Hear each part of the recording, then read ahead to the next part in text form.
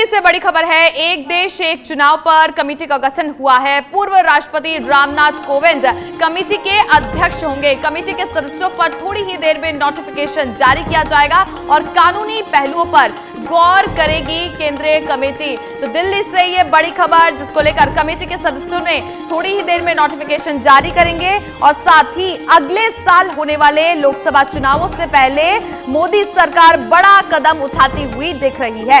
एक देश एक चुनाव का मसला लगातार सुर्खियों में बना हुआ है और इसी बीच भारत सरकार ने एक समिति का गठन किया है जो कि इस पर अपनी रिपोर्ट देगी और इस कमेटी की अध्यक्षता पूर्व राष्ट्रपति रामनाथ कोविंद करेंगे। भारत सरकार जल्द ही इस पर ऑफिशियल नोटिफिकेशन जारी करेगी और ऐसे में जब पूर्व राष्ट्रपति रामनाथ कोविंद को इस कमेटी का अध्यक्ष घोषित किया गया है तो कानूनी पहलुओं पर गौर करने के लिए कमेटी बनाई गई है। बात करें बीते ही दिनों की तो केंद्र सरकार ने 18 से 22 सितंबर तक संसद का विशेष सत्र बुलाने का ऐलान किया था, जिसके बाद ये कयास लगाए जा रहे थे कि इस स्पेशल सत्र में मोदी सरकार एक देश एक चुनाव को लेकर बिल ला सकती है और चर्चा कराने के बाद इसे पास भी कर सकती है। तो ऐसे में विपक्षी जो दल हैं वो इसका लगातार विरोध कर रहे थे और ऐसे में सवाल खड़े होते हैं कि आखिर जब कमेटी के सदस्यों के बारे में जब नोटिफिकेशन जारी हो जाएगा तो ऐसे में विपक्षी लोगों की जो टेंशनें हैं,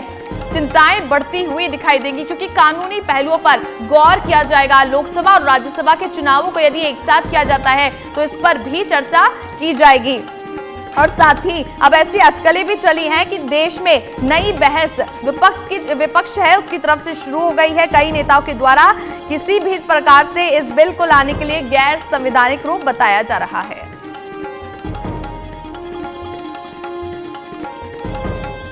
और चलिए दिल्ली से हमारे ब्यूरो चीफ राजीव तिवारी जुड़ चुके हैं। राजीव, सबसे बड़ा सवाल खड़ा हो रहा है कि अब ऐसे में विपक्षी नेता आखिर क्या करेंगे, क्योंकि लगातार इसका विरोध किया जा रहा था और अब ऐसे में कमेटी जब तैयार की गई है तो उसके अध्यक्ष पूर्व राष्ट्रपति रामनाथ कोविंद को बनाया गया है।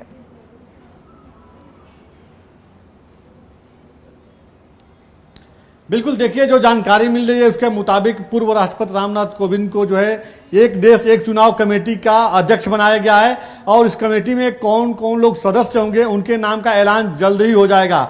जो जानकारी मिल रही है, जब कल विशेष सत्र बुलाने की बात सामने आई कि 18 सितंबर से 22 सितंबर तक विशेष सत्र बुलाया जा रहा है, 5 बैठकें इसमें होंगी, उसके बाद से ये कवायद तेज हो गई कि इस सत्र में सरकार की तरफ से एक देश एक चुनाव बिल पेश किया जा सकता है। साथ ही जो है यूनिफॉर्म सिविल कोड की बात सामने आ रही है, वो भी बिल पेश किया जा सकता है। महिला आरक्षण बिल भी महत्वपूर्ण है, इसको भी पेश किया जा सकता है। लेकिन एक देश एक चुनाव को लेकर सरगर्मी तेज हो गई है और अब कमेटी भी गठित हो गई है जो जल्द ही इस पर आगे काम करेगी।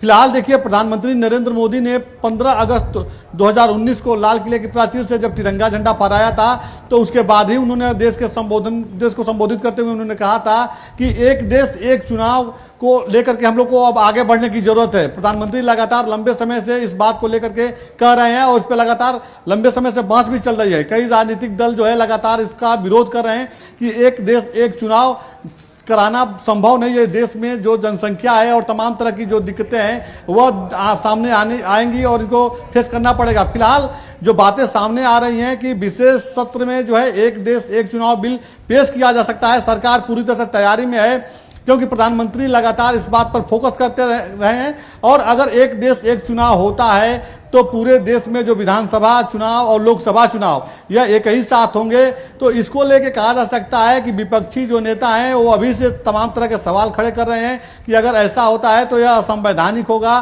फिलहाल देखना होगा कि विशेष सत्र में क्या कुछ होता है, कौन से महत्वपूर्ण बिल पेश किए जाते हैं। फिलहाल एक देश एक चुनाव को लेकर के बहस जारी है अभी। जी बिल्कुल राजीव, तो इसमें जो सबसे बड़ी बात है, विपक्षी नेताओं की टेंशनें तो बढ़ती हुई दिखाई दे रही है और इससे पहले जब कुछ वक्त पहले जब इस पर चर्चा की गई थी एक देश एक चुनाव को लेकर तो लॉ कमीशन की तरफ से आम लोगों की भी राय ली गई थी, उस पर बताइए जरा जानकारी। बिल्कुल, देखिए एक देश एक चुनाव की अगर प्रक्रिया की बात की जाए तो जब देश आज़ाद हुआ तो उसके बाद 1952 में जो चुनाव हुआ है उस समय भी एक साथ जो है विधानसभा और लोकसभा के चुनाव हुए हैं। उसके बाद 57 में जो चुनाव हुआ है उस दौरान भी जो है एक साथ हुआ है।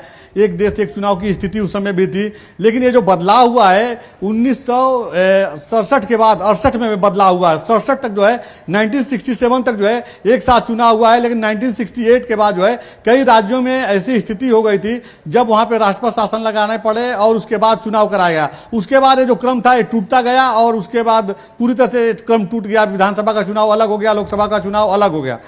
लेकिन अब प्रधानमंत्री लगातार इस पे फोकस कर रहे हैं। और देखिए पूर्व राष्ट्रपति रामनाथ कोविंद जो है यह बहुत वकील भी रहे हैं सुप्रीम कोर्ट के और कानून के जानकार हैं। तो ऐसे में लगातार तमाम जो कानून के जानकार हैं उनसे राय मशवरा लेकर के तैयार किया जा रहा है कि आने वाले समय में किस तरह से संशोधन किया जा सकता है और एक देश एक चुनाव बिल लाया जा सकता है। आम नागरिक का भी इसमें ओपिनियन लिया जाएगा, क्योंकि देखिए यह सरकार जो है बीजेपी की जो गवर्नमेंट है, प्रधानमंत्री नरेंद्र मोदी जो काम भी करते हैं इसमें पब्लिक ओपिनियन जरूर लेते हैं। चाहे आप देखिए उदाहरण के तौर पे अभी जो है जो शिक्षा नीति जो लागू हुआ है, राष्ट्रीय शिक्षा नीति, इसमें भी उन्होंने देश भर के तमाम शिक्षा जो है और तमाम जो टीचर्स थे और आम पब्लिक थे, जो पेरेंट्स हैं, उनसे सबसे राय लेकर के वो तैयार किया गया था। तो यह बिल्कुल बात सही है कि अगर ऐसा बदलाव होता है तो आम पब्लिक का भी इसमें ओपिनियन लिया जाएगा। फिलहाल ये जो कमेटी है इसी पे अभी काम करेगी और लगभग जो जानकारी मिल रही है सूत्रों से कि तमाम इस पे काम हो चुके हैं और जो काम महत्वपूर्ण है वह रामनाथ कोविंद की अध्यक्षता में कर ली जाएगी और जल्द ही जो है एक देश एक चुनाव की प्रक्रिया को लेकर के जो बिल है जो लाया जा सकता है। बिल्कुल राजीव, आप ठीक कह रहे हैं, क्योंकि जब ऐसे में कमेटी बना दी गई और अध्यक्ष भी इसमें चुन लिया गया है तो यहाँ पर सबसे बड़ी बात ये निकल के सामने आ रही है कि जब विपक्ष इस पे लगातार सवाल खड़े कर रहा है कि आखिर ये बिल है जो किसी भी प्रकार से लागू ना हो, लेकिन सबसे बड़ा सवाल उठकर दिखाई दे रहा है कि विपक्ष की तरफ से लगातार सवाल उठाए जा रहे हैं कि आप बेरोजगारी पर बात नहीं कर रहे हैं, तमाम जो मुद्दे हैं उन पर बात नहीं की जा रही है और ये ऐसे बिल लेकर आ रहे हैं कि जो है हमारे देश को बिल्कुल चकनाचूर करने वाले हैं।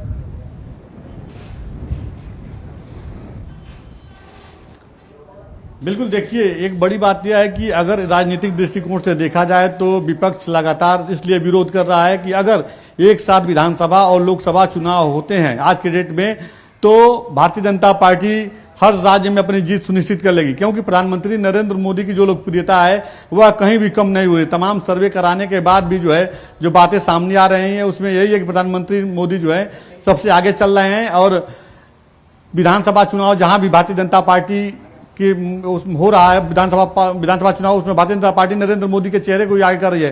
चाहे आप राजस्थान की बात कर लीजिए या मध्य प्रदेश की बात कीजिए, तमाम जगहों पे जो है बीजेपी के नेता यही कह रहे हैं। तो ऐसे में प्रधानमंत्री की तरफ से जो लाइन खींचा जा रहा है या भारतीय जनता पार्टी के रणनीतिकार मानते हैं कि अगर ऐसा होता है तो आने वाले समय में भारतीय जनता पार्टी राज्यों में और केंद्र में भी और मजबूत हो जाएगी। फिलहाल क्या कुछ होता है यह देखना होगा। 18 से लेकर के और 22 तारीख तक का जो विशेष सत्र बुलाया गया संसद का, यह बहुत ही महत्वपूर्ण है।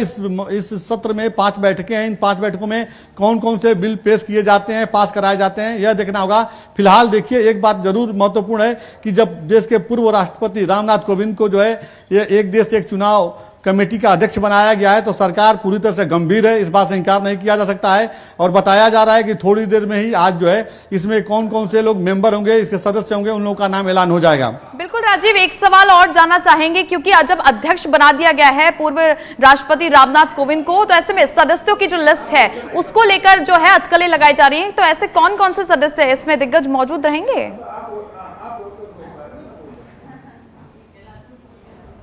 बिल्कुल, देखिए ये संविधान से जुड़ा हुआ मामला है तो कानून वेता ही इसमें जुड़ेंगे और तमाम जो कुछ वरिष्ठ नागरिक को भी जोड़ा जा सकता है। जैसा कि अभी आपने कहा कि पब्लिक ओपिनियन के लिए वरिष्ठ नागरिक का इस पर क्या कहना है उनको भी इसमें जोड़ा जा सकता है। सरकार देखिए कहा जा सकता है, जो सूत्रों से जानकारी मिल रही है कि अंदर खाने लंबे समय से इस पर काम कर रही है। एक देश एक चुनाव को लेकर के लगातार लंबे समय से सरकार इस पर एक्टिव है और जैसा समय आया है उसके हिसाब से सरकार की तरफ से इशारा कर दिया गया है। एक महत्वपूर्ण जानकारी यह भी है कि जो 5 दिनों का विशेष सत्र बुलाया जा रहा है, ये संसद के नए भवन में, जो संसद का नया भवन जो बना है, संसद भवन बना है, इसमें ये 5 सत्र की बैठकें होंगी और इस दौरान जो है एक पॉजिटिव मैसेज देने की कोशिश की जाएगी। क्योंकि देखिए प्रधानमंत्री लगातार यह कह रहे हैं कि देश में जो भी गुलामी के निशान हैं उनको हम मिटा देंगे। तो ऐसे में एक नए संसद भवन का निर्माण कराया गया है और नए संसद भवन के निर्माण से ही जो है सरकार की तरफ से ये कोशिश है कि हमें मैसेज दिया जाए कि एक देश एक चुनाव कराया जाएगा। इस तरह की तैयारी है। साथ ही महिला आरक्षण बिल की बात की जाए या यूनिफॉर्म सिविल कोड की बात की जाए, इसको भी यह बिल भी पेश करने की बात सामने आ रही है। तो कहा जा सकता है कि नए संसद भवन में जो 5 दिनों का विशेष सत्र बुलाया गया है, यहाँ से जो है सरकार कुछ ऐतिहासिक निर्णय लेने की तैयारी में है। बिल्कुल राजीव, तो अब केंद्र सरकार ऐतिहासिक निर्णय लेने की तैयारी में है और ऐसे में जब नजरें तमाम जो है आज की बैठक पे भी जुड़ी हैं और जब पूर्व राष्ट्रपति रामनाथ कोविंद इसके अध्यक्ष बने हैं, तो ऐसे में नजरें तो सबकी टिकी रहेंगी और विपक्ष की तरफ से भी चिंताएं बढ़ती हुई दिखाई देंगी। बहुत शुक्रिया राजीव पूरी जानकारी के लिए। तो इसके साथ ही अब ऐसे में एक चुनाव समिति को लेकर एक देश एक चुनाव कमेटी का जब गठन हुआ है, तो पूर्व राष्ट्रपति रामनाथ कोविंद इस कमेटी के अध्यक्ष हैं। ऐसे में अब सदस्यों के थोड़ी ही देर में नोटिफिकेशन आएंगे, तो इस पर सबकी नजरें टिकी रहेंगी। हमारे सहयोगी कनिका कटियार फोन लाइन पर जुड़ चुकी हैं। कनिका, सबसे बड़ी बात, विपक्ष की टेंशन बढ़ती हुई दिखाई दे रही है क्योंकि कानूनी पहलुओं पर जब केंद्रीय कमेटी गौर करेगी तो ऐसे में कई सारे मुद्दे निकल के आएंगे, कई सारी बातचीत होगी और कई ऐसे अहम फैसले हैं जो यहां पर लिए जाएंगे इस बैठक में।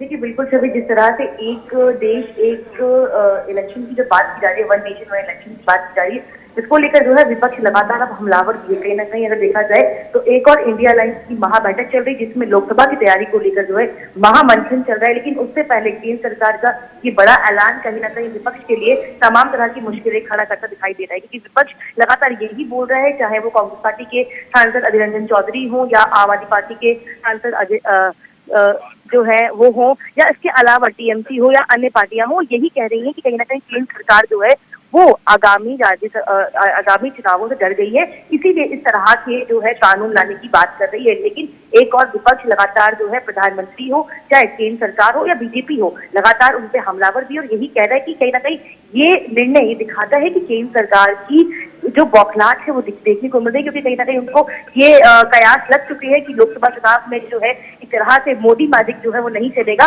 और वो चुनाव हार सकते। तो इसको लेकर जो है अब विपक्ष की परेशानियां जो है वो बढ़ गई है। लेकिन आज की जो इंडिया अलायंस की बैठक जो मुंबई में हो रही है, खासतौर पर देखा जाए तो उसमें भी इस बात का जिक्र जरूर होगा कि आखिरकार जो 18 से 22 तक जो एक सत्र बुलाया गया है, उस सत्र के दौरान किस तरह से विपक्ष हंगामा करेगा। क्योंकि देखिए अगर हम मेजोरिटी की बात करें तो कहीं ना कहीं केंद्र सरकार के पास, ठीक कहा, क्योंकि 18 से 22 सितंबर की जो तारीख रहेगी तो उस पर भी विपक्ष की नजर बनी रहेगी कि कैसे इसका विरोध किया जाए और तमाम जो है कैसे आज की जो इंडिया अलायंस की बैठक है उसमें भी इसका मुद्दा उठाया जाएगा और तमाम बातचीत की जाएंगी। बहुत शुक्रिया कनिका पूरी जानकारी के लिए। आप हमारे साथ बने रहिए, आपके पास जरूर लौटेंगे।